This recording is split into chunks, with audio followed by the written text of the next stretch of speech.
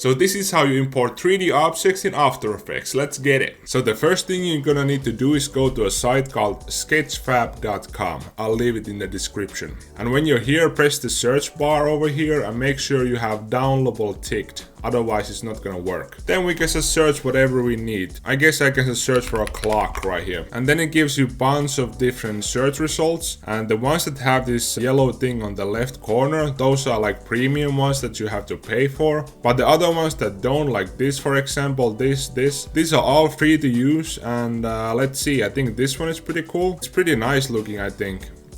So we can click this off over here, and there's this little download button on the right corner, says download 3D model. We press that, and then we can see clock, this model is free. And now the most important thing when you're downloading, make sure you get the GLB version. Press download, just download wherever you want. And now we can just go to After Effects, make sure you have a new comp. We just make a 1920 by 1080 real quick. And now go where you downloaded your 3D model and just drag it onto After Effects. And make sure you click make comp size when you do that, and boom, we have that. And now that we have our clock in our After Effects, we can animate this super easily. Press this button over here, let's go to transform. Let's click position and Z rotation. Put this keyframe upwards.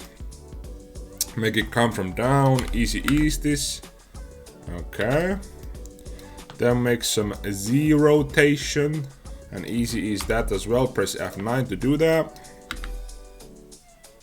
And boom, we have a 3D object in After Effects. Super easily, didn't take too long, easy to do. Subscribe for more.